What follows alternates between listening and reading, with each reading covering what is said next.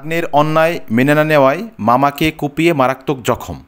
গোপালগঞ্জে আপন ভাগ্নের অন্যায় মেনে না নেওয়ায় আপন মামাকে কুপিয়ে মারাত্মক জখম করার অভিযোগ উঠেছে আপন ভাগ্নের বিরুদ্ধে। এ ঘটনায় অভিযুক্ত ভাগ্নে মামাকে কুপিয়ে মারাত্মক জখম করার পরেও প্রকাশ্যে বীরদর্পে এলাকায় ঘুরে বেড়াচ্ছে ও মামার পরিবারকে হুমকি ধামকি দিচ্ছে। থানায় অভিযোগ করেও মেলেনি সমাধান বা পায়নি বিচার ভুক্তভোগী মামার পরিবার। এমনই এক লোমহর্ষক ঘটনা ঘটেছে গোপালগঞ্জ জেলার মোকশেদপুর উপজেলায় নিশ্চিন্তপুরের বাসিন্দা লোকমান শেখের সাথে। লোকমান শেখের স্ত্রী মোসাম্মদ শিউলি বেগমের অভিযোগ সূত্রে জানা যায়, গত শনিবার সন্ধ্যায় ভাগ্নে মোহাম্মদ লিটন হাওলাদার এর নেতৃত্বে হামলা চালায় কয়েকজন। এ সময় তাদের হাতে থাকা দেশীয় অস্ত্র দিয়ে বসতঘরে ভাঙচুর চালিয়ে ও ঘরে প্রবেশ করে প্রথমে লোকমান শেখের কলেজ পড়ুয়া ছাত্রী ঝুমুর আক্তারের উপর হামলা চালাতে গেলে মা শিউলি বেগম বাধা দেয়। এক পর্যায়ে ঝুমুরকে ঘরের দরজা লাগিয়ে রাখতে সক্ষম হলেও পরবর্তীতে হামলাকারীরা উপায়ন্তর না পেয়ে লোকমানের ওপর ধারালো অস্ত্র দিয়ে এলোপাথারি কুপিয়ে পিটিয়ে গুরুতর জখম করে। শিউলি বেগমের ডাক চিৎকারে প্রতিবেশীরা এগিয়ে এলে হামলাকারীরা পালিয়ে যায়। পরে স্থানীয়রা লোকমানকে উদ্ধার করে প্রথমে টেকেরহাট বন্দরে একটি প্রাইভেট ক্লিনিক হাসপাতালে চিকিৎসা দিয়ে ঢাকায় রেফার করে। বর্তমানে তার অবস্থা আশঙ্কাজনক বলে জানিয়েছে চিকিৎসক। এ ঘটনায় শিউলি বেগম সহ আরও একজন আহত হয়েছে। অভিযোগের বিষয়ে ভাগ্নে মোহাম্মদ লিটন হাওলাদারের সাথে যোগাযোগ স্থাপন করা যায়নি। তার মুঠোফোনে একাধিকবার কল দিলেও তিনি রিসিভ করেনি। ঘটনায় মোকশেদপুর থানার অফিসার ইনচার্জ মোহাম্মদ মোস্তফা কামাল মুঠোফোনে জানান, ঘটনার পর পুলিশ ভিকটিমের বাড়ি পরিদর্শন করেছে। অভিযোগ পরবর্তী আইনি ব্যবস্থা প্রক্রিয়াধীন। গোপালগঞ্জের মোকশেদপুর সার্কেল এএসপি মোহাম্মদ আব্দুল বাসেত মুঠোফোনে জানান, গতকালই অভিযোগ বিষয়ে অনুমোদন দিয়েছি আসামি গ্রেপ্তার করতে।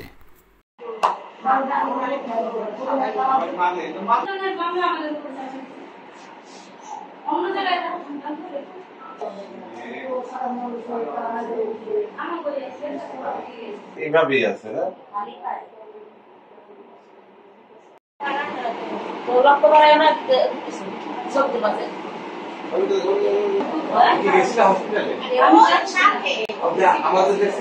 আমি সব কিছু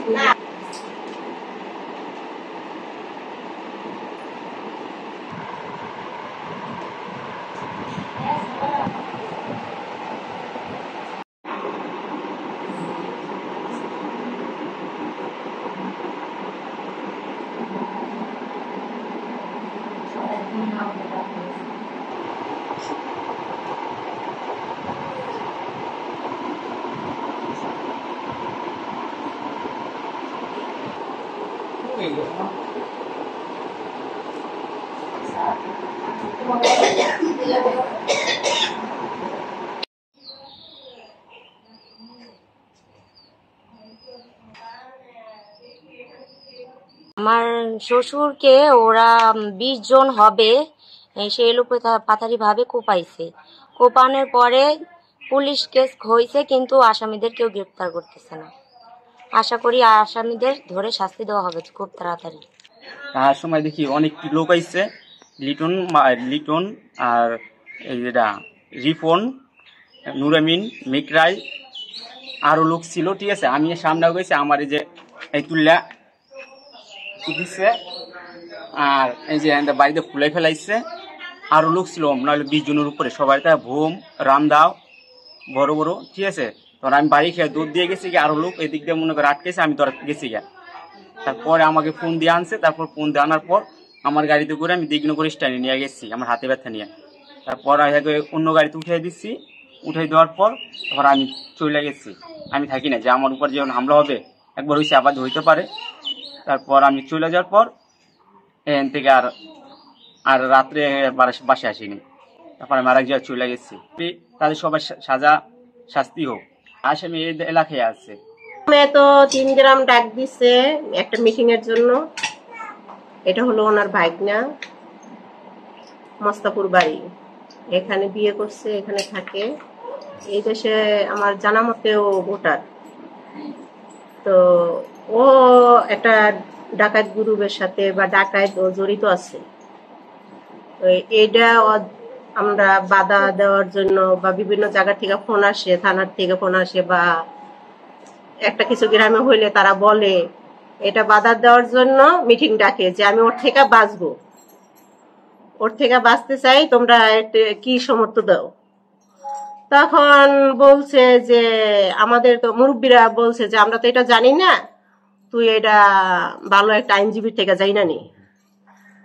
তা আমি বলছি যে ঠিক আছে না। এরপর অনেক মুরব্বীরা বলছে যে স্কুল মাঠে তুই আবার ডাক, 3 গ্রাম স্কুল মাঠে একদিন বস, 3 গ্রামের লোক আবারও ডাক দিয়ে আবারও বস। আমরা তো এটা সঠিকভাবে তো দিতে পারবো না, আমাকে তো এটা জানা নেই। ছেলে তেজ্য করা যায় কিন্তু ভাগ্নে কিভাবে তেজ্য করে এটা তো আমাদের জানা নেই। তারপর আমি আবার ওখানে একটা কথা বলছি সব মুরব্বীদের সামনে যে তুমি উকিল দিয়ে যাই না, আর 3 গ্রাম ডাক দেওয়া লাগবে না। তার আধা ঘন্টা, 6:30 এটা শেষ হয়, তার আধা ঘন্টা পরেই এই ঘটনা ঘটে। আমি দুইজনেই, আমি নামাজ পড়ে বসছি, উনিও মিটিং শেষ করে উনিও বসছে। দোকানে গেছিল প্রথমে, দোকান থেকে আইসে আবার বসছে। তা দুইজনে কথা বলতেছি, আমি দরজার দিকে ফেরা, দক্ষিণ দিকে, আমার ঘর হইলো উত্তর দিকে, উত্তর পাশে। তো মনে করেন আমি ওরে দেখা আমার মেয়ের রুমে চলে যাই, আর আমার মেয়ের রুমে প্রথমে ওই সাইড দিয়ে আইসা মনে করেন লোক ঢুকে যাওয়া ধরছে। ওর দরজাও খোলা ছিল, ওর দরজা দিয়ে আমি আটকে দিচ্ছি। মনে করেন জানলা বাড়ি দিয়ে ওরা গালাগালি করতেছে, আর কয়েকটা খোল। আমি দোনো দরজা আটকে দিয়ে আমরা ভিতরে থাকি। 999 ফোন দেই, তারপরে মনে করেন এই সাইড থেকে কোপায়। ছিল আপনার রামদাও, লোহার হোক কিনা যেন কি বলে ওটি ছিল, লাঠি, বোমা, এইসব 15-20 জন হবে। বড় বড় সোরা ছিল। কোপাইছে কয়জন এটা আমি তো ভিতরে থেকে বলতে পারবো না, আমি ভিতরে ছিলাম, কিন্তু আমরা জানলা দিয়ে যে কয়জন দেখছি ওই কয়জন, কিন্তু অনেকের মুখ ঢাকা, অনেকটি চিনছি, অনেকটি চিনি। হ্যাঁ, এলোপাথারি ভাবে কোপাইছে। সে সুস্থ না, সে এখন অনেক অসুস্থ, 2 ব্যাগ রক্ত দেওয়া হয়েছে, আরো মনে হয় রক্ত দেওয়া লাগতে পারে। আমি তার শাস্তি চাই। আসামি কতজন? আমি 10 জনের মতো দিচ্ছি, বলা আছে। প্রশাসন কি আপনার এখনো কোনো আসামি ধরতে পারছে বা ধরার জন্য চেষ্টা? না, ধরতে পারে নাই, আমার আশ্বাস দিছে ধরবে।